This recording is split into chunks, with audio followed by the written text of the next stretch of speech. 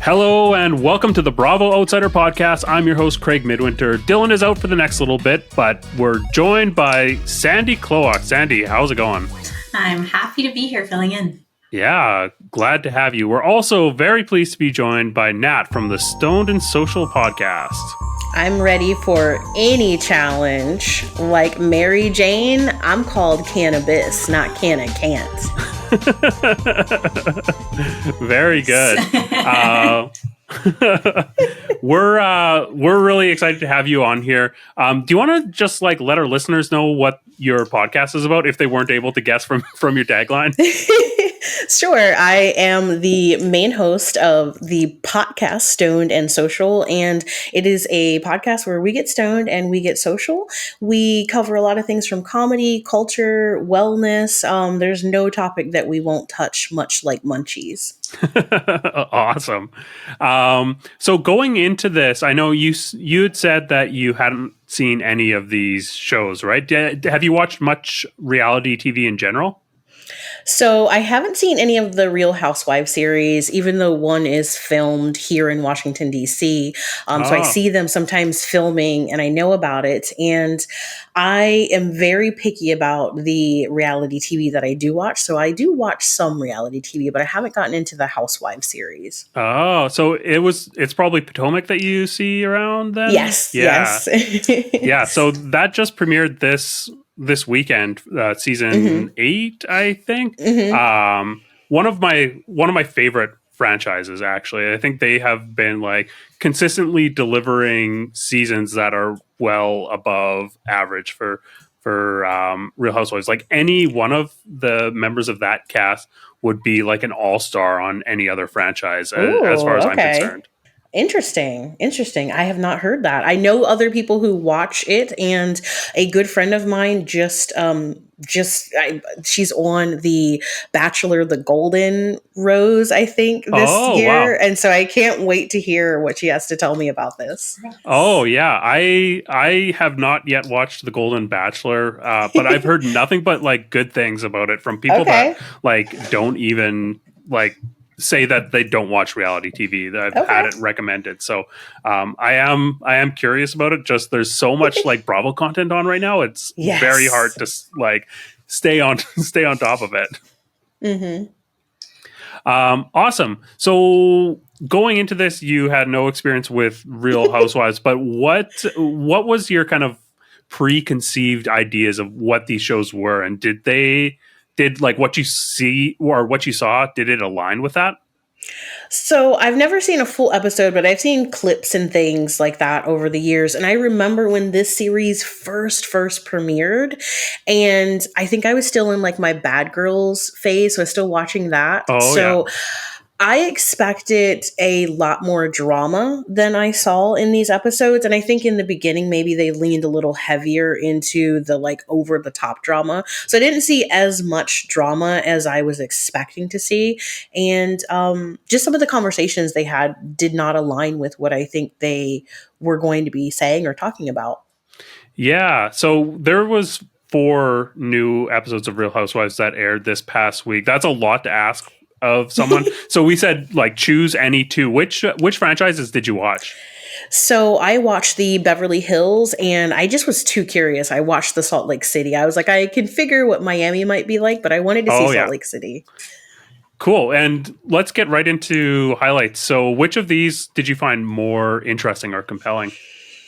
I found the Salt Lake City one more interesting and compelling, and some of it was they seemed to be doing more activities. I liked seeing the shots as well of the scenery, which kept me engrossed in the episode, but I really liked the dynamic between the one family and her son, Jax. I really liked seeing them interact, at least the dad. The dad was like just charmed me. I love the dad in this, her husband. And so I liked Salt Lake City better. Oh yeah.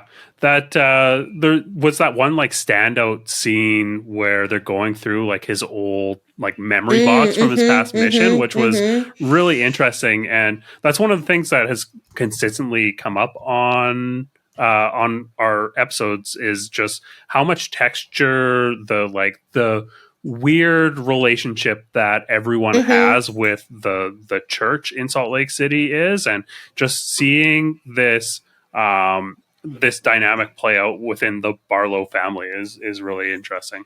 Yeah, I agree. I was surprised to see that a show like this had made it to Salt Lake City. And so that's part of why I was curious. I wanted to see how they were going to navigate, like I said, at least my preconceived notions of this over the top drama, decadent stuff within a community that's not known for that. So I was pleasantly surprised. Yeah, I think that like Lisa Barlow is someone that has like she's an icon, a housewife icon, but I think that she is a very like memed housewife, and this season I feel like she's giving a lot more depth. Like there's a lot more of that like personal relationship with her son that is being explored, and we're seeing just like what the because she considers herself Mormon, and so she like has a relationship with the church that is probably stronger than anyone else on the cast, because the other people who are Mormon are like ex-Mormon, but she has like her own kind of take on Mormonism, which is something that you really like get the sense that is a anomaly. Like everyone else, all the former Mormons that are on this show are very they're very concerned about the rules of like what it means to be a Mormon or what it means to not be a Mormon, whereas Lisa kind of picks and chooses but still is like going to church and is a practicing Mormon. It's I think it's a really textured view that we get of Lisa Barlow as a person and a character. And I was reading that she converted to Mormonism in her youth. And so that was interesting for me to see, because initially, at least, during that really poignant scene that they were having where he was telling him, hey, this is what happened when I went away on my mission, I was immediately like, why is she being so negative? She was like, you might meet people that you don't like, that you don't get along with. And his dad's giving him, all of this like hopeful stuff. And so I was like, okay, she's kind of a half glass empty person. But I recognize it as maybe a parental defense mechanism, right? She wants to like prepare her son for whatever he might encounter. Yeah, and it seems like it is like this effort to like connect and be realistic and be like, hey, most other like moms within the faith are going to be like gung ho. Everything is like perfect. I'm glad that you're doing this mission. She's trying to like give this like dose of realism and form this like connection with Jack, but it's like it's not working. Like it's actually seems like it's pushing him further away and like disconnecting, and it's like it's a real like kind of like flip on the kind of the values that you would expect between a like in a parental relationship in this like cultural setting. Like it reminds me of was it Family Ties, is the Michael J. Fox one? Yeah, where they kind of like flipped the script, and it was like they had Michael J. Fox's character was like the conservative kid and the parents were the hippies. It reminds me of that, like that kind of dynamic. I like that. I like that way of looking at it. For me at least, because I don't know any of these women or any of the people in the show, I went and did some research on them. And so I was immediately like, who the heck is this Heather Gay person? Let me go look up Heather Gay, because she's got a big personality for the show. And so I wanted to read a little bit more about her as well. Yeah. What was your takeaway on her? I definitely grew to like her a little bit more as the episode went on. And I know that she'd been in some other housewife episodes, and I believe her cousin is also, part of the housewives genre here. And so I didn't dislike her as much as I initially thought when she came on, because my initial reaction was like, "Oh my gosh, this person." But she kind of grew on me. Totally. What other highlights did you have from this episode? I mean, for me, I wasn't particularly looking for any highlights. I know you guys mentioned that, and so I was just trying to take it all in. For me, like I said, the main highlight was I was really impressed with how much family time there seemed to be in this episode, and this feels a little bit different than the Beverly Hills or maybe other seasons where it didn't seem so focused on the housewives. I was really interested in seeing how things played out with their partners. I know some of them were divorced. And so for me, I was looking at more how these dynamics played out. And I wasn't expecting them to seem so normal in a lot of episodes, but in the Salt Lake City one particularly, I liked the sense of normalcy that I think at least the Beverly Hills one maybe didn't have as much of. Yeah, totally. Sandy, what were your highlights from Salt Lake City? Well, on the topic of Lisa, definitely agree. It's very interesting to watch, and how hurt she is that Jack did not tell them about this mission trip, because it was so awkward at the party when she said, raise your hand, how many of you knew before we did? Like, ma'am, you gotta let it go if you but she just can't. And that's sort of part of that not working thing. Like she's trying to make sort of light of it, but it's like, it's very clear that it's not a light thing for her. And her son is probably just going to keep rolling his eyes. So anyway, that's why he did it. Otherwise, we learned something new about Angie. Did you know she's Greek? That is, if you haven't watched other episodes, we did know she's Greek, but we learned more about. I get the feeling. And the cross-country skiing excursion I found appalling as a cross-country skier, and I think it's doing harm to the cause of recruiting others to that hobby, because they weren't skiing in tracks, which makes a huge difference. They were just going up some little gross hill and down again. It was didn't look fun. Those women are never going to do that again. And I'm sad, because cross-country skiing is wonderful, a great way to exercise, a great way to enjoy winter, and they did not experience that. And it's kind of funny just because obviously they're always doing these little like activities that are kind of silly and just to get them somewhere. But this one was, I mean, I guess as someone who actually finally does one of the activities they do, I was like, oh God, this is just terrible. It was surprising though, because like, I mean, cross-country skiing is very different from downhill skiing, but I feel like if you live in Utah, you would be comfortable on skis, and some of those skills should translate a little bit. It is definitely different, but yeah, they looked uncomfortable. You need a lesson. And then my other one was the Mary and Whitney lunch, which was just nuts. And full Mary.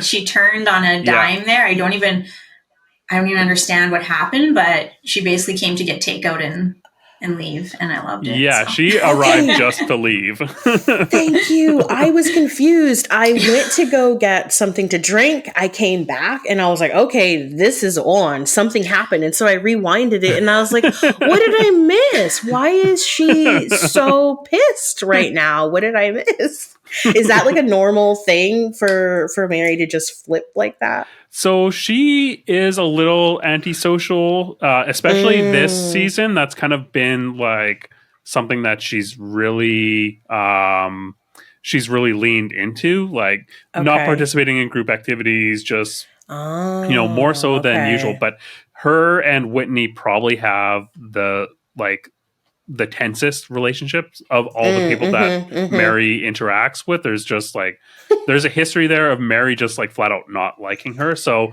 it's kind of a little bit of a perfect storm to get this lunch. It's more surprising to me that she showed up for the lunch at all versus, just like turning down the invite and waiting to deal with Whitney one-on-one.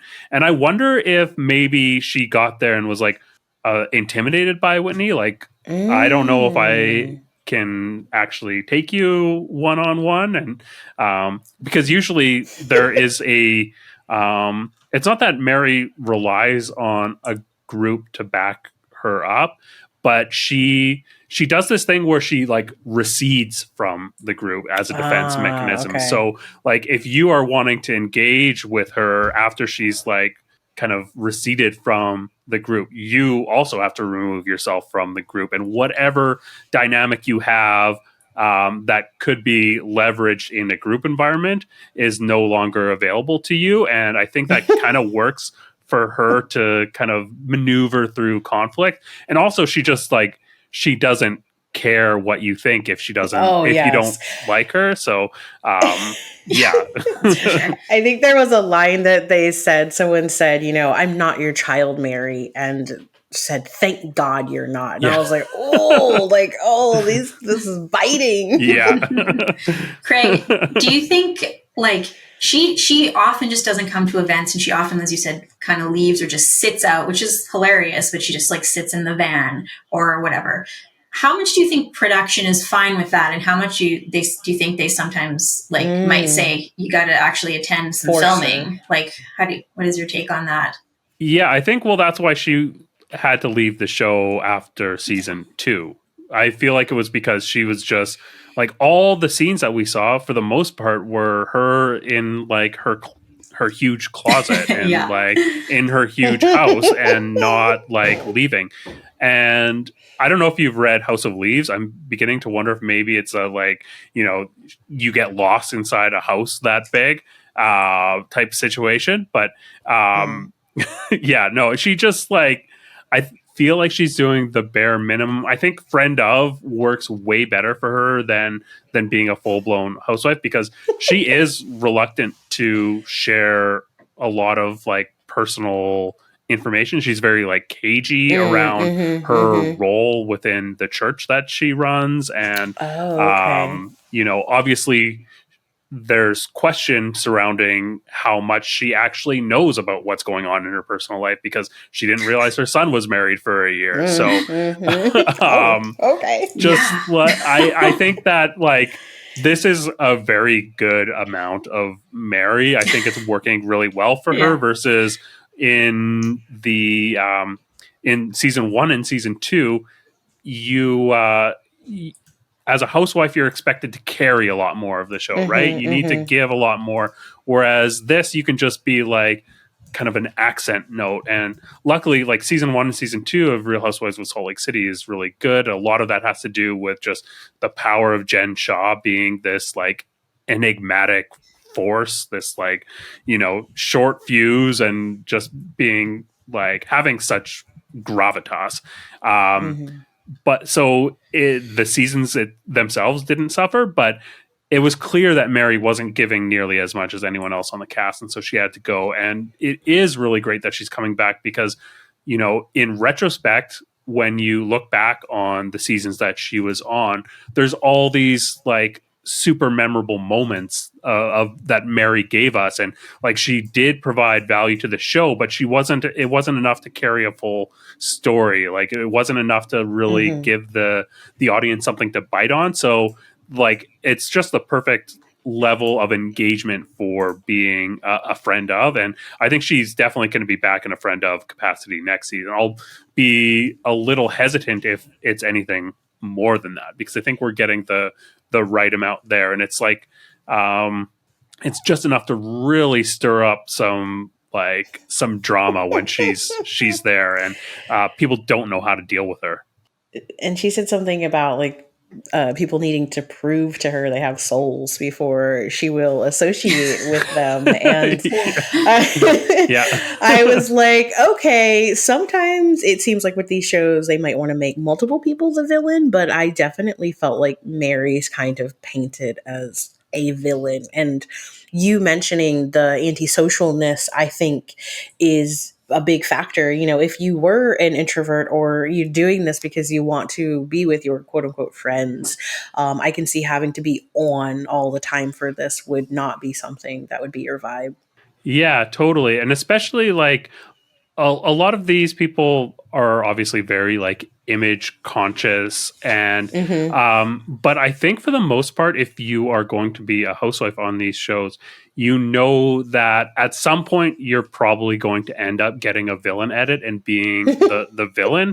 And it's just like these shows do such a good job of capturing the ebbs and flows of like where you exist in all these stories that are both internal and external to you as a person. And you know, you're never going to be the hero 100% of the time for the most part.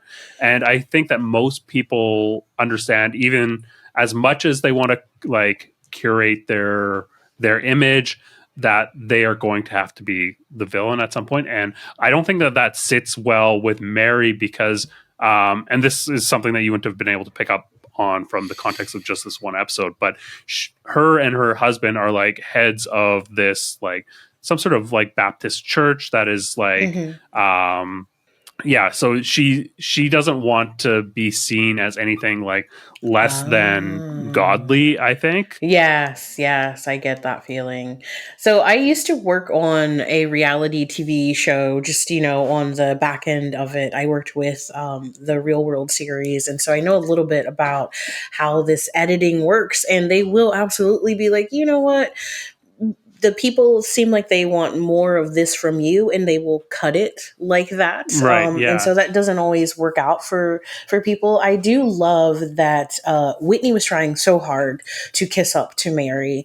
And I was just inside like, no, Whitney, don't show any fear to Mary at all. Like, don't show her fear. That's not how you're going to win her over. So it's just interesting to see how they all do know each other, and they are trying to at least, I think, sometimes come at things, come to the same thing, but from very different viewpoints. And watching that play out in real time is what is the most entertaining thing about this for the viewers, I think. Yeah, for sure. And also, like, it's really interesting to watch Whitney work this season. Like, when this scene came up, I was wondering, what is Whitney's motivation in you know, getting together with Mary here? Because it does seem like Whitney is trying to shuffle the deck a little bit and create a new kind of alliance, or I don't know. It's hard to tell. At first, when the season started, I was like, okay, Whitney is preparing for something. She's trying to like shore up, you know, Lisa and and Monica and Angie, and kind of like get an alliance. And I thought it was like to try to go against Meredith. But now it's like, I don't really know what she's trying to accomplish. And maybe it is to just like see what she can get in terms of dirt, or see what she can, what kind of drama she can create, and use that as a catalyst for some sort of attack on either Heather or Meredith. I'm really confused, but it's really fun to watch. You mentioned Angie, and I every solo scene that Angie was in was so long because she talks so slowly. so slowly. And I was like, okay, what's Angie's deal? What's the backstory on Angie a little bit? Yeah, so Angie was a friend of last season, and she had some sort of beef with Jen Shaw. I don't even remember what was. Do you remember what Angie K's deal was? There was something about where she threw Jen a party and they didn't like pay her back. That was one part of it. I don't know if that was the beginning or the middle. They were friends, and then she threw her a party. There was a miscommunication on if it was going to be like a gifted party or not. I don't know. Does that sound familiar? Right. Yeah. And then there was like, I think Jen Shaw dumped a drink on her at some point and threw her shoes overboard. On that trip. Okay. Yeah. Like just dumped a drink on her head and said, oh, it's just a joke. Just having fun girls trip. Yeah. I was really hoping for a drink in the face or on the head in some of these episodes, because that's what I've grown to know about these shows, is that the drama is over the top. Like someone gifted me some pictures, some hand painted pictures for Christmas a couple of years ago with the person yelling and pointing across the table and being like, no, and with where people were doing the cat meme. Right. So I have that in our game room, but I hadn't watched that episode. People were just like, oh, you would love this because this meme is everything that these shows are about. Yeah, Kyle Richards and Taylor Armstrong from Beverly Hills are the ones in that meme. And yeah, Okay. they do like have over the top explosive blowouts, but it's used sparingly or tastefully, I guess.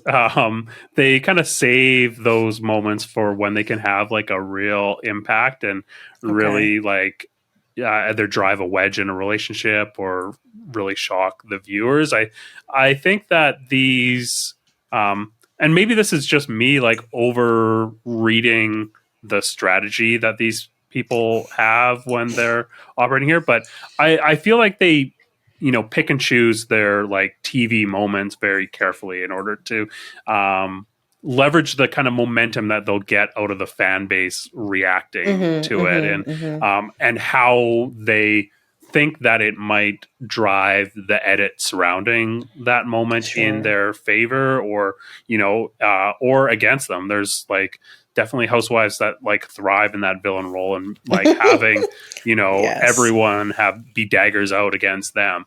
But yeah, I think they do. Like there is strategy for the most part when they pick and choose those moments, unless they're just complete chaos queens. Some of it seemed like that, definitely. I want to know what happens in the next episode because Whitney just I loved when Whitney just drove right past Meredith's car in that snowbank and didn't stop at all. I was like, oh, you're going to hear about this. You're going to hear about this. Yeah, this like car accident of Meredith is very much being played as like nothing serious, and she's so choked up about it. It's very funny. Sandy, did you have any other highlights from Salt Lake City? No, I think that was it. Cool. Yeah, I had a few more. So for one, just like the tailgating thing that they set up in the snowmobile after like snowmobiling at the like on the side of the highway or whatever was a very odd setup to me. Yes. But I thought that the scene that between Angie and her father, where she's kind of like talking about her relationship with Sean, was very telling. And he like he wasn't there, and they hadn't gone on a date in 2 years, and like all together, any of those like individual things are like whatever, like shit happens, but all of it at once, and her like him coming in and being like sweaty and just like don't touch me or get near me, I'm gonna go up for a shower, was like I can see why there is like smoke around this relationship. That's and just like Angie's like pained, like, do you want some fruit at the end of this? I was like, are you implying that there's fruit here? But yeah, no, I think that like you guys touched on the fact that the parental relationships are really taking like a front seat on this season. I think the standout for me was the scene at the end between Monica and her mom. There was just so much going on in there that was being both like said and unsaid. And I want to know what you guys thought about this. Like, where did it land with you emotionally? That's a great question. I was surprised that they were being that revealing, honestly, because like he said, they're very image focused. And so I wasn't expecting it to be, it seemed kind of genuine. And so I was surprised by that. I was surprised they were going to reveal those sort of things while they were having that talk. I thought maybe it would just get pushed off, but it didn't. Yeah, what about you, Sandy? was going to say, yeah, Monica is a new housewife and she's sort of putting it all out there. That's kind of her thing. And this was a follow-up from the last episode where, I guess as they mentioned, at this Greek Easter, her mom was sort of apologizing for her and trying to shush her while she was fighting with Angie. And she felt really betrayed by her mom. And this stems from this, obviously, their relationship that's very fraught.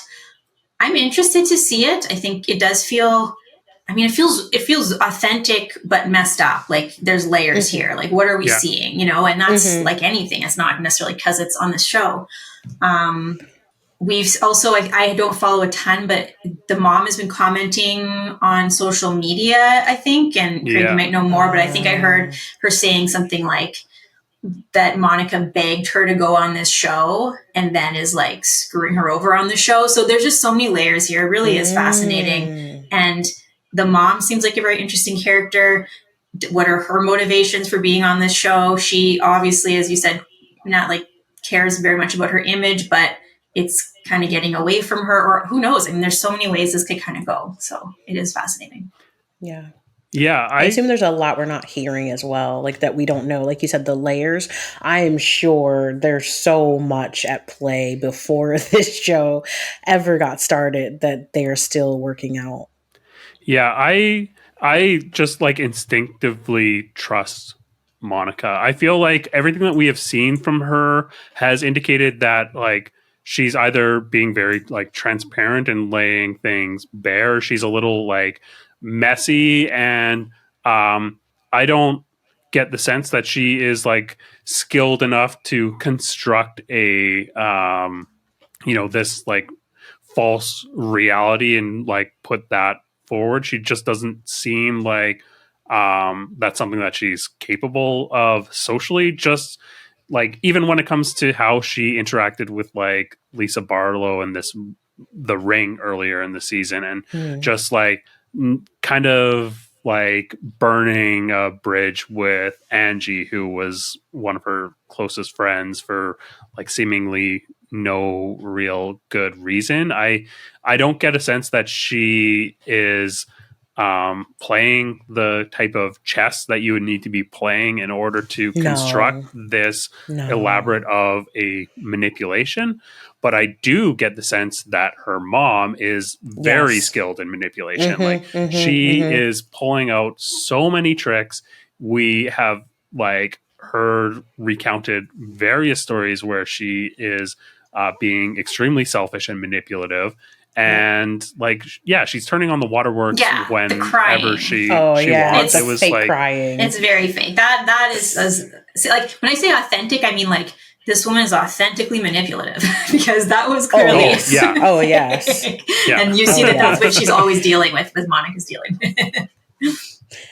It was hard to watch at times, especially this, because it's like a symbiotic mess between these two. I know some people are going to find this very, very entertaining, but I find this almost too hard to bear because you can see the toxicity between these two. It's such a sad train wreck, and I hope that they work it out because, like you said, the mom is so manipulative. I was like, oh, don't trust anything out of her mouth. Yeah. Like, just no. Mm-mm. Yeah, that's what I was trying to think of. Oh, sorry. I was just that's what I was sort of mulling over too as I watched. I'm like, do I enjoy this or is it a bit too far down that road? Yeah, I did like enjoy it, not as like I'm so like living for the drama type thing, but I thought that it was just such a compelling scene between two characters that was so nuanced, and it really played into the core piece of reality TV that I love is just seeing characters that are so deep that you can't possibly write them. Like obviously there are like reality TV is a constructed environment, and there are like storylines that are constructed and fed by like editors and producers, but still at the core, these are people that have their own like human motivations that inform the decisions that they're making within that framework. And you see decades of history between people in some cases, especially in this case, it drive the conversation, and there's so much like subtext, and it was just such a emotionally rich scene between two characters that were on the journey of just starting to get to know, but they have such a like deep history with each other, which is something that we don't often see on these shows. Usually when we see a very like emotionally heavy scene like this, it'll be between cast members that have a lot of history from being on the show for like maybe decades at a time together. But these are characters that we're just learning about this season, and they've got such rich history together that we're like, it's like being dropped right into the middle of a book and like trying to pick up on what is going on between these characters. And I thought it was just so compelling. I liked it too, because I'm coming at this from a different viewpoint. I don't know the background for these characters and how their arcs are playing out. And my degree is in, human communication. And I love seeing how these people interact with each other, because I think this is what draws people into reality shows, right? It gives us a chance to reflect on what we might do in a similar situation. This can be a good exercise in value exploration for some people. And then we get to the basic question of self-interest versus self-sacrifice, which is a theme that runs through a lot of reality shows, as well as, the bad behavior, the betrayal, competition, and things that are really familiar to us. And so we like to see other people in these situations, because we're like, would I do that? Would I react like that? And we get into the cycle of wanting to root for, like we said, our favorite show participant, whatever that is. It's usually when we're identifying something really compelling within them that we think is a part of us as well. Yeah, totally. Yeah. Did you guys have any other final thoughts on Salt Lake City? No, I don't think so. I think that Lisa is so horrified that he's going to Colombia, and she's not sure how to process that, because she went from, yay, going to Colombia to, oh, you might be held up at gunpoint. And so I just think she's having a hard time really settling into that. Yeah, she definitely like the delivery on her confessional line about her friend's like son being held up at gunpoint every week in Colombia was like almost like jovial. Like she was like saying it in this like excited way, but there was like a hint of fear behind it, and it's really, really interesting to watch her navigate this situation. Yeah. Let's move on. You said you also watched Real Housewives of Beverly Hills. What were your initial impressions on this show? Oh, I had so many more notes. So many more notes on this show. My initial impression was that I have learned sunglasses are a superpower. You can say whatever you want as long as you're wearing an oversized pair of sunglasses. That's what I've learned. I didn't see this as much in Salt Lake City, and I'm going to akin this to using it kind of as a shield. I felt like things were more off the cuff in the Beverly Hills one. They seemed more comfortable saying some mean things to each other, but they all did it with sunglasses on. And so it made me feel like they were like, I'm going to say these terrible things, but I don't want you to see my eyes while I'm doing it.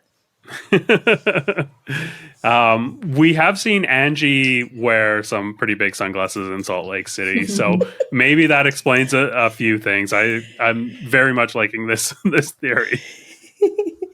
What were your highlights here?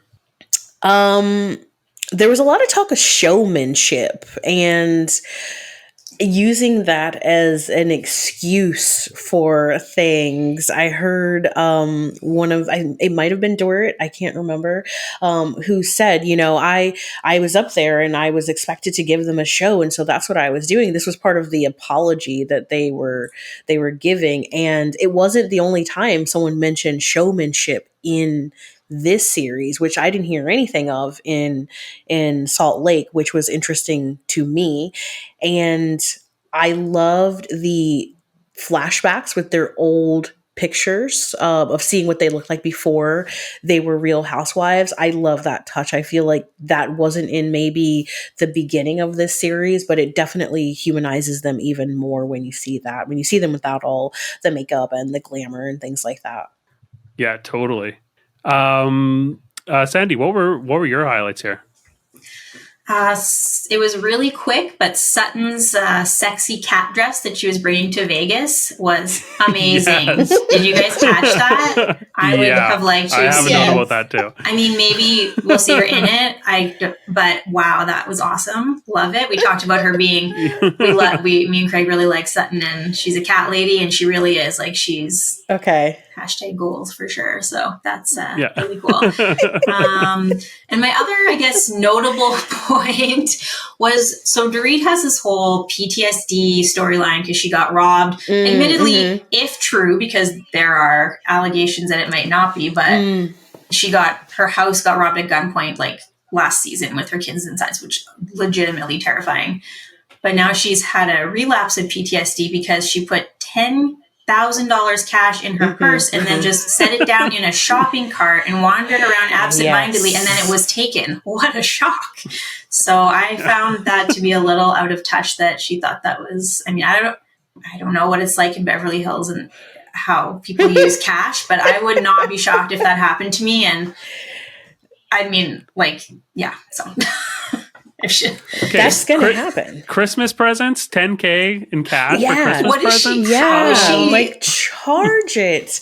Charge that. The thing is, this is how I even know. So when things make it out of the Real Housewives like bubble of awareness, because I work in media, so I get dribbles of stuff. I heard about that. I heard about her being robbed. I heard that there was no security cams. And so it was lucky that I knew about that when I saw this episode. And when she was talking about, I was walking around the store and then I realized my purse was gone. I was like, oh my God, this has to be this, like, you can't be this dumb. You can't be this absent-minded. And that lets you know the value of money for them. Maybe we would do that with $100, but they're like, $10,000 in my, no big deal. I mean, not no big deal. It's obviously a big deal, but it's not no big deal because she's in the store.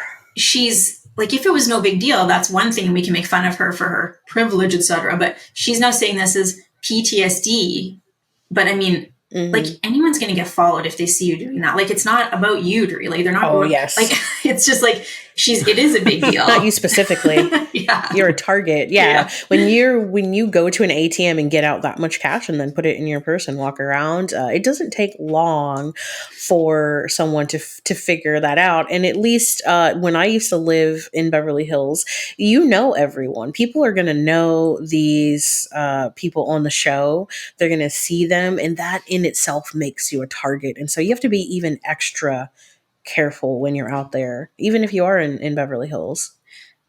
Craig, your point, like Christmas presents, sorry, I might be on a lie. What is she actually buying in cash? I didn't even think of that part. Like, what is happening? Yeah, this is money that was meant to disappear in some way. Maybe it did actually legitimately get stolen. But $10,000 in cash for Christmas presents that's not a thing. Like, why would you take out $10,000 in cash for Christmas presents? Like, it doesn't make any sense. I can't even theorize a reason why you would take out that much money in cash, especially under the condition that it is for Christmas presents? Christmas presents, yes. Yes. That's what I was trying to understand. I just couldn't wrap my head around the logic. And then at a moment I was like, it just wasn't logical, Nat. Like, you just got to let it go. It was not a logical decision. And that's why it didn't turn out logically. And so I was a little surprised by that. I was like, there's no way you didn't think this through, but maybe she didn't think it through. I think there is something sketchy going on with Dorit that we're only getting weird glimpses of. I don't know why she is determined to bring it up on the show, because it seems like something just don't. very shady is happening with their money. Wonder if they've got insurance frauds or anything like that. Yeah, that's kind of what I am thinking, but it seems like very messy the way that it's happening. But yeah, that's, I don't know. I don't have any proof. Who am I? We don't have any proof, and they don't either. Yes, allegedly. The thing is, I wanted to look it up. I was like, their house is worth $6.47 million. Like it's, and there are no cameras, and so this to me is what gives me the skepticism, because I'm like, if that did happen, you would be on even more high alert than usual from then on. Yeah. So yeah, I don't know what's going on. I might check back in with you guys in a couple months and see how that played out, because I also got the feeling that something was very weird happening. Yeah, and I mean, there's always been rumors floating around about PK and Dorit and like having some weird like financial relations and debt and stuff like that. He's weird. So he's weird. Yeah, I get a bit of a weird vibe from him. Speaking of Dorit, just quickly, what do you guys think of her like fashion in general? It's kind of basic.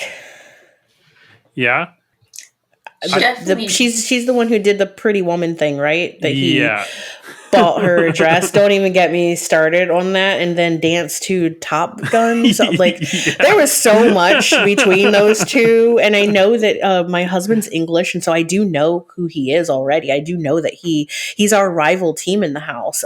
He used to own Tottenham, and so he has a lot of money. Yeah. And they use it in such a weird way. I would have been so offended if my husband was like, oh, let's do a Pretty Woman surprise thing. But it was just her anxiety that was getting the best of her. It wasn't the theme. It was the anxiety.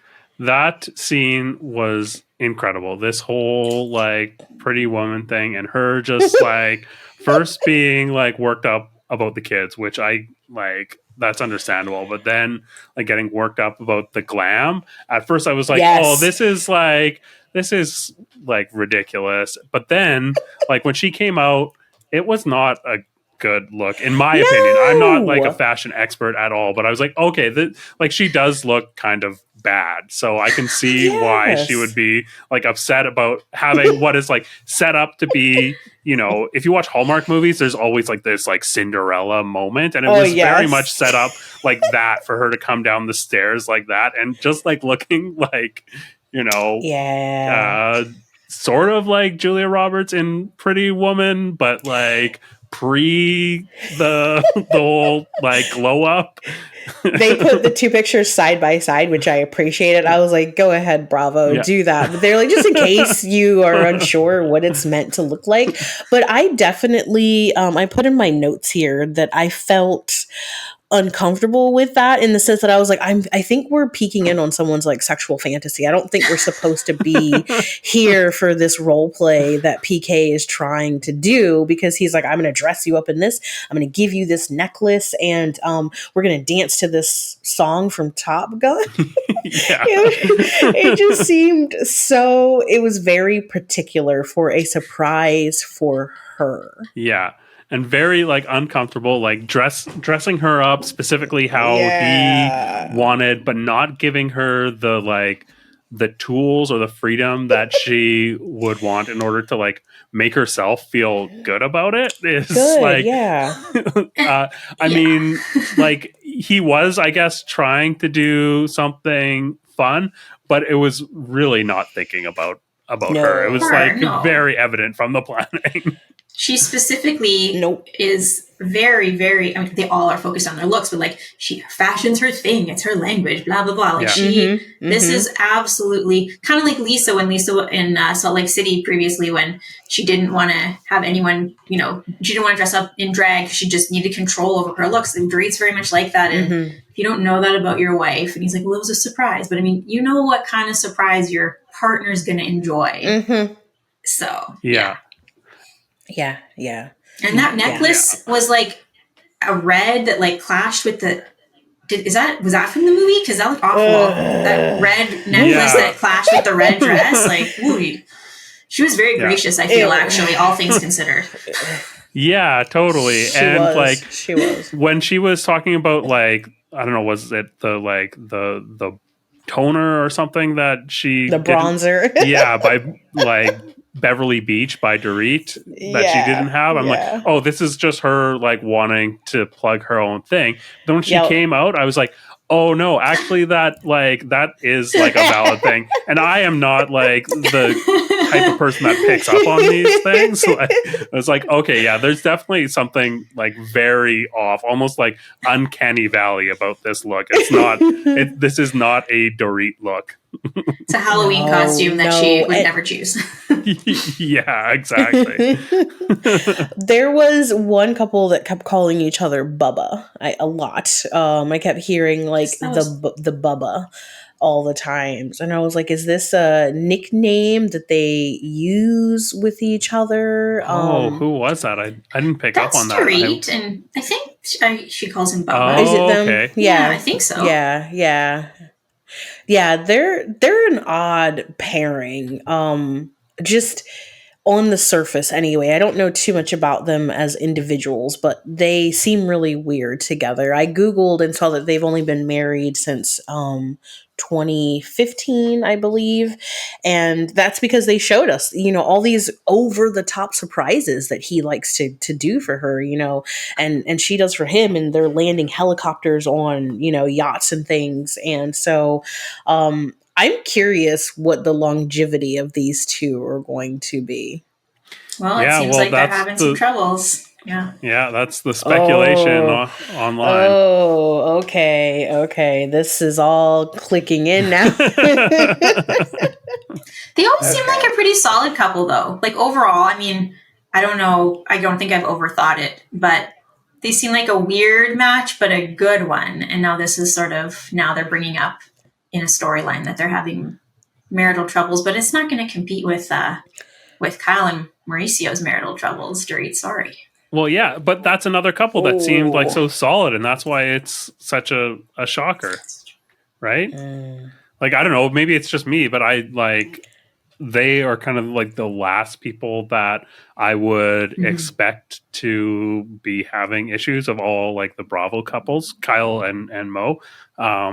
But like not the last people that I would expect to like pull a stunt like separation. So that's why I kind of lean towards maybe that's more what's going on. But I feel like Dorit and PK, like you said, they did seem fairly solid. But looking back on that, through the lens of Pretty Woman, it does seem like PK maybe has a tendency to be a little selfish, especially like when Dorit's talking about, PK really not spending that much time at home when she was struggling from PTSD after this incident, and just kind of being a little unavailable. So yeah, I can see like maybe they've been good at kind of hiding things, or I haven't been that good at like picking up on things. Well, I also know that his ex is an American presenter named Rachel Uchel, and she very much looks like a amalgamation of Julia Roberts a little bit. People have said that to her before, and so I found that interesting that he went with this Pretty Woman thing, because I was like, is this the first time he's doing this? She's mentioned before, his ex has mentioned before, just how much money he threw at her, kind of in a similar way from what I was seeing. is just it's almost like he was treating her like a doll. Like, you know, I'm gonna dress you up and put you in this situation. Like, I see him as a little bit selfish. You guys mentioned like he just kind of was like, I'm gonna pick this for you and not even consult you or take her out and let her pick a red dress like a couple of months before and use it for a surprise. But yeah, they're interesting. I want to see what happens because I don't know them from anything, and they're the ones who I was like, okay, something's a little odd about their interactions. Oh, that's interesting. The note about PK's ex, and is really adding some color to the Mystic Pizza Val renewal that we'll be getting. It's another Julia Roberts movie, so maybe that's Sorry. It's okay. It's okay.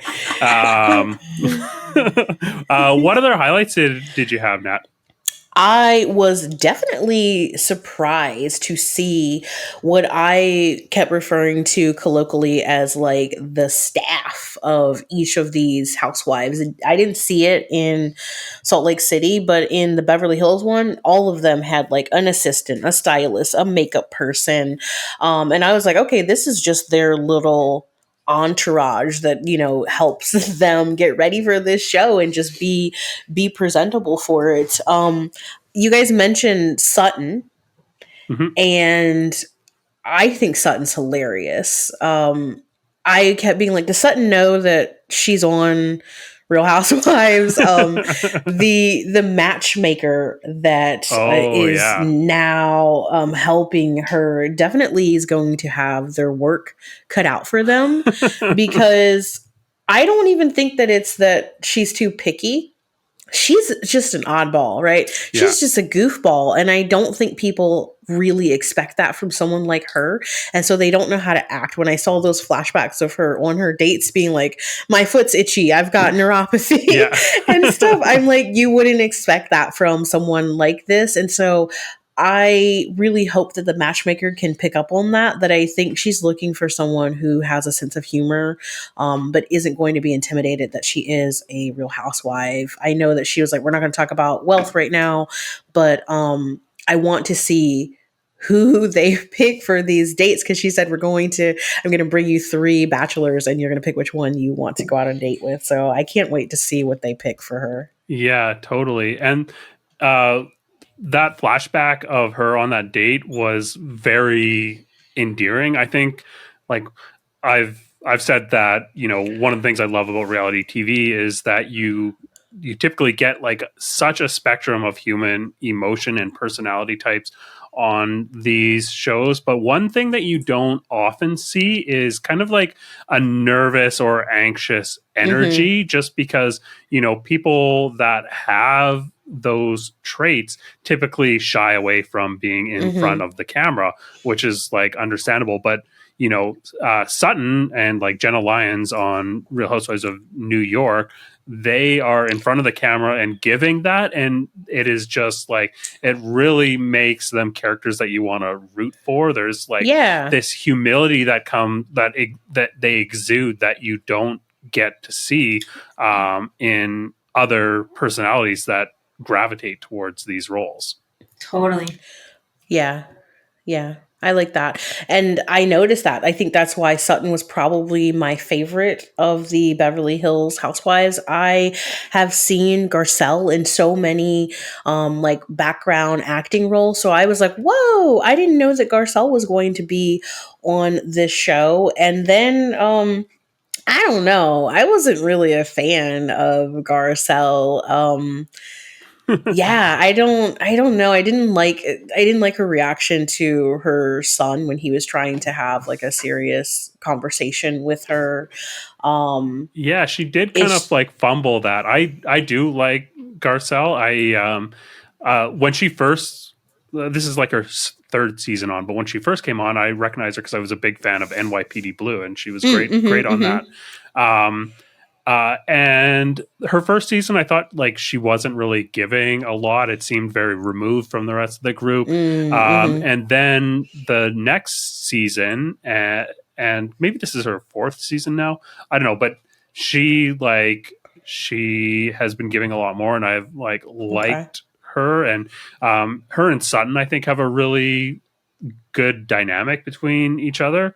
I am curious as to how she feels and how she's going to talk about this season and her family on the reunion, because I get the sense that she might be a little like caught off guard by how this is coming across in the edit, because I agree, it does seem like she is not really handling this as well as you might expect someone to. I got that feeling too. But like that is just the way that things are in life, and you like, you know, it's something that the reality TV cameras, you know, do a good job of like capturing that. And you know, it wasn't absolutely the worst way.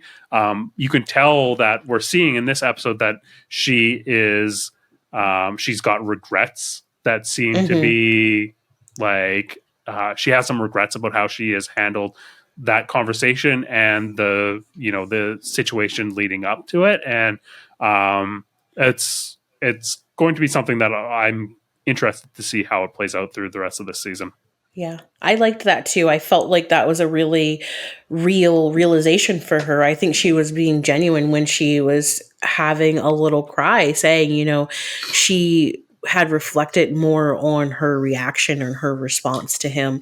And I liked that. I liked that this show, you know, hopefully this isn't like a one-off, but I like that it didn't shy away from showing that vulnerability that she was expressing, and it didn't feel exploited like some of the other things I've seen. And just showing that these people, you know, for all their flaws, they are capable of real growth and real change. And sometimes we are going to be privy to that, which is a treat. Yeah, and like as a parent, I relate to, like, I haven't had to deal with anything at the scale of what Garcelle has, but you know, kind of scaling that down to just like situations where my kids are fighting and maybe I don't handle it as well as I like would have liked to in retrospect. Like I can relate to that feeling of being like, oh, I wish I had done this better today, or I wish I'd done that better today, just as a parent. So that kind of like parental anxiety, I think, is something that you don't often see captured on television, because it's really hard to state in an honest way, I think. But yeah, no, that's it is something that is like one of the elements that I think is really compelling about Garcelle so far this season. And we're really early on in the season too. Mm-hmm. Yeah, this was episode 2 that I watched, right? Yeah. Okay. Yeah, I liked this. I mean, there was a little bit of drama in this episode, but I liked that this did not give me what I was expecting. We all think we're going to get the drama with these shows, because that's what causes those physiological arousals, which raises our heart rates and stimulates the production of all these endorphins and keeps us coming back to these shows. But there wasn't as much drama as I was prepared for, especially given it's Beverly Hills. I was like, oh, this one's going to be so over the top. I want to see the next one where they go to Vegas. Yeah. Because I can tell Vegas is going to be a bit of a shit show. I can already tell. It looks like it's shaping up to be a banger of an episode. The stinger that we got at the end, like, I am very curious as to what is setting Sutton off, because like they kind of imply that it's like this implied act of oral sex on Erica from the Magic Mike people that is setting her off, which I don't imagine is what is actually causing her to be upset. But didn't I think it's that. Like I heard it was a Kyle or someone saying like in that preview, I could be wrong, but it's like, are you mad they didn't choose you to go up because you're also wearing pants? Because they were talking about wearing pants, I guess, if you want to go on stage. And I was just like, I don't know. So I don't know Sutton's whole history, but in this episode, she mentioned with the matchmaker that she's kind of modest and that she doesn't like to show off a lot of skin. And then they showed that adorable cat sweater of hers that she wore. And so I don't know if she's ever been to one of these shows. You know, she asked if Channing Tatum was going to be there. So I get the feeling that maybe she hadn't. And so I'm wondering if it was just too raunchy for her, if she just wasn't expecting that. But it'll be more funny if she's upset that she didn't get chosen. And the fact that those are the two options and they're completely on the other side of the spectrum. So we'll see. Yeah, I'm looking forward to that. And next week, and this is like very fun, coincidental timing. Our guest next week is a YouTuber named Zach Frazier, who first came onto my radar from this video essay he did about how like positive masculinity is portrayed within Magic Mike XXL. Very good YouTube video. I recommend it. So I'm excited that we're going to see some drama surrounding Magic Mike and have someone that has, you know, some cultural context surrounding those movies to weigh in on it. That's very cool. Very nice. Sandy, what were your highlights from Real Housewives of Beverly Hills? I think I started with the cat dress and the 10K in the purse. So oh, right. I'm good. Yeah. That's about it for me. Yeah, I think that we covered most of my highlights as well. There were two other notes that I had. One was this lunch between Crystal and Rob and her brother. I just really liked the her brother kind of grilling her about, you know, well, if I brought home a girl that's 20 years younger than me, would you welcome her with open arms? And Crystal's like so reluctant to say yes, even though that's the exact dynamic that she has with Rob, like right down to the like power dynamic of, you know, her brother being like a famous pop star with all this like cultural currency. And, you know, Crystal's husband, Rob, directed The Lion King and has all of this cultural currency. And so, you know, the fact that it would make her uncomfortable to see her brother be on the upper end of that power imbalance in a romantic relationship was interesting, you know, in how it kind of reflects on maybe her relationship with Rob and how she feels about that retroactively. And they seem like they've got a very like solid relationship as well. But the fact that there's a little bit of a discomfort in, you know, looking at that power dynamic in an abstract is really interesting, that she's able to kind of, you know, flag that as immediately not passing the gut check. Yeah. They had interesting responses to that as well. She agreed. She was like, oh, you know, she did reluctantly agree, but then she threw out all these qualifiers. She was like, she's got to be this, that. And then she slipped it in. I don't know if you guys heard it, but she said, she's got to be perfect is what she said. And I was like, well, geez, no pressure. Yeah. But her husband spun it and was like, you know, if she's as mature and bright and etc. as your sister, then yes. And so I loved that he took it, but I think she definitely probably bumps up against getting flack for that 20-year age gap a lot, and is very defensive about it. And at least given what she shared, you know, she's okay as long as this person is perfect, tells me that she's not really reconciled how she feels about that age gap between the two of them. And the way that Rob handled that situation, like with like his answer was perfect to the point where it almost felt prepared, rehearsed. And like he was able to deliver it very convincingly and charismatically, and like it was almost too perfect. Like I don't know, very, very charismatic, and someone like he just kind of has a look about him where he looks like he might be kind of a more awkward guy in terms of how he navigates things, but very, very smooth and very like, very cunning seeming. I just love that Crystal's brother's looking for a woman and Sutton's looking for a man. Oh, yeah, make it happen. I would be into that. I think the Sutton matchmaking scene, we touched on a lot of the notes that I had about it. I did like how Sutton kind of like flipped the trope where she was like, yeah, I am looking for a strong man, but it's not because, you know, I want someone to like take care of me and be a protector. It's because otherwise I'm going to eat him alive. I really liked her putting that out there, and she does have a very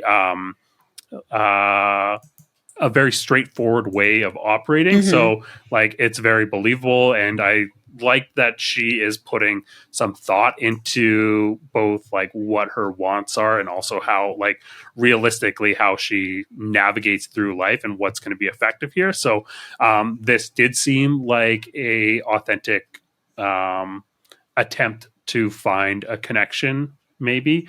But yeah, the other scene that I had noted was the dinner, Portia's birthday party with Kyle and Mo kind of getting into a tiff, and Kyle spilling to Mo's parents about the fact that he has a tattoo. This was the first time that I have seen between Kyle and Mauricio. There's been so much buildup going into the season about her and his relationship being like on the rocks. This is the first time that I'm like, okay, this is like two people that are not connecting right now, just like bickering.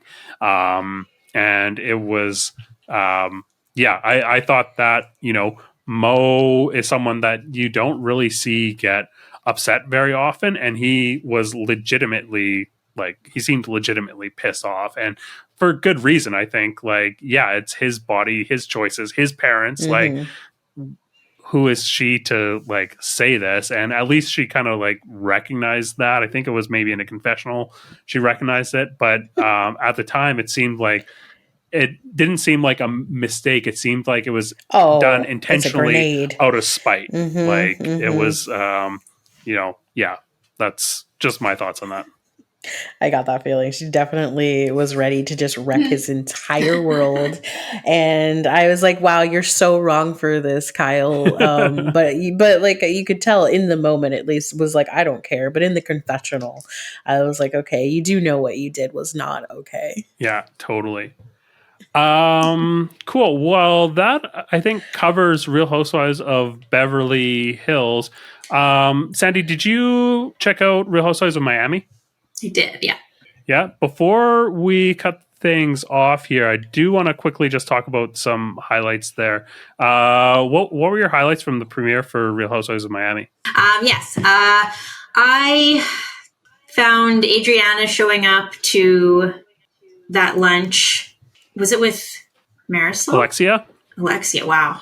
Okay, anyway, in a peace costume and a white flag was a bit much. Flag, yeah. Like, I get that it's campy and jokey, but anyways, I mean, she's a fun person to have on the show. She's a weird villain.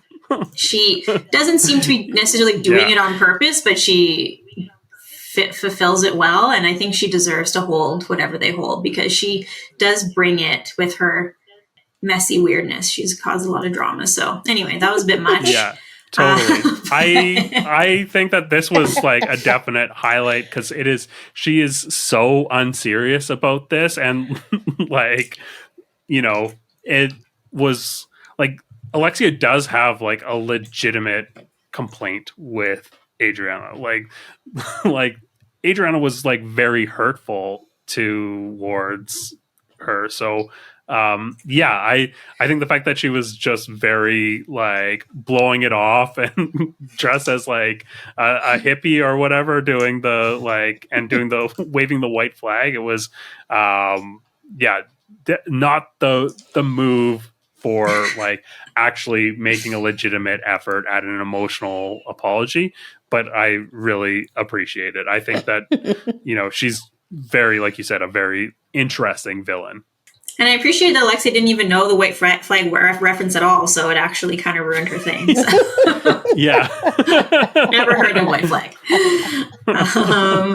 Otherwise, one of my highlights was and I didn't catch this in real time, but I guess Todd made this really long apology to Nicole's husband, which is kind of whatever. It sounded kind of lame. Everyone had a few comments about that, how it was really long-winded and didn't need to be public.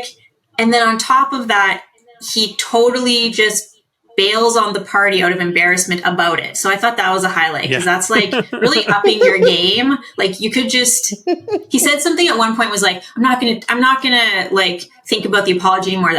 That's over and done with. And I was like, okay, that's a great attitude. You know, maybe it was a little lame, but it was fine and whatever, moving on. But no, he's like, but I will also avoid all of your friends because I don't want to have to talk about this apology. And then Alexia makes that very clear in her speech, which was helpful too at the party. So I enjoyed that.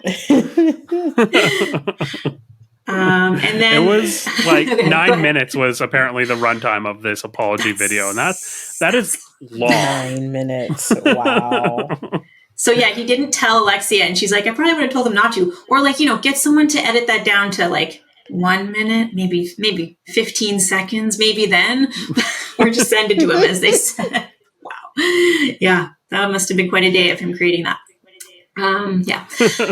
And my other highlight was the preview for, maybe not next episode, but I guess it was like coming up this season, with just the editing, the beauty of that scene on the boat where they were like screaming and crying, and that band was like floating along with them. It was just beautiful art, and I cannot wait.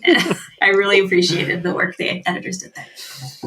Yeah, they are bringing it. This is a great cast. Miami is, I don't know if it's premiering on Bravo now, like weekly, or if it's still relegated to like Paramount Plus premiere, but it is like a top rate Real Housewives franchise. This is like such a good cast. I had a lot of highlights. I won't get into all of them because we're running long on time here. But the one like standout new character was Lisa's new boyfriend. I just got like immediate dirtbag vibes from this guy. And I don't know if that's just me but every time like they cut to him, it was just, he seemed, I don't know. There's like one time where Lisa was like, "Oh, nobody looks at me the same way as Joey," and then they like immediately cut to her like trying to embrace him, and like he's like not even looking at her. And I saw a picture of him. He's very dirtbaggy. I don't know if it's the manicured like chops or what, but you're not far off. Don't worry. Okay, yeah, he's from Canada though, so I feel bad being mean to him. Yeah. I wonder where in Canada. That makes a huge difference. Definitely not Winnipeg. I can't believe Lisa's from Canada. She does not scream Canada to me. Oh, she's from Canada too? Yeah, she's from Toronto. She said, like, she's like, he's from Canada too. She's Canadian, or Lisa. Oh, I didn't realize that. She feels. Wow. Yeah, but I mean, there you go. Yeah. And he's a Harvard graduate, in case you guys wanted just a little more nugget from him. He got his BBA from a school and then went to master's at Harvard. So he just gives me like a Lego guy kind of look. He just looks like he's totally. I think we covered most of what I want to talk about. We won't do a full deep dive into Real Housewives of Miami this week. I think we'll probably like retrace a lot of what happened during this party next week in the episode when we kind of get the fallout for it. I really liked how this episode was edited with the 2 days later, 1 day prior, just this kind of non-sequential storytelling that I really liked. But yeah, I think that's about it for me. Thank you so much for doing this, Nat. Do you want to let everyone know where they can find you? Yeah, and thanks for having me. This definitely is not something I normally watch, but I had fun watching it and kind of, picking up things that I have no context for. And like I said, I'm going to check in with you guys on some of these relationships and see yeah, how totally. they fared. You guys can find me on Instagram. We have our account there, which is Stoned N Social, like rock and roll. Or you can visit our digital crib, which is www.stonednsocial.com. We put something out every Wednesday at 4:20. Awesome. And Sandy, how about yourself? I am on Instagram at Corporeal Curios. Awesome. That's been Bravo Outsider for this week. You can find us online at Bravo Outsider on most social media handles. We're also on YouTube. Be sure to like and subscribe. That helps us out a ton.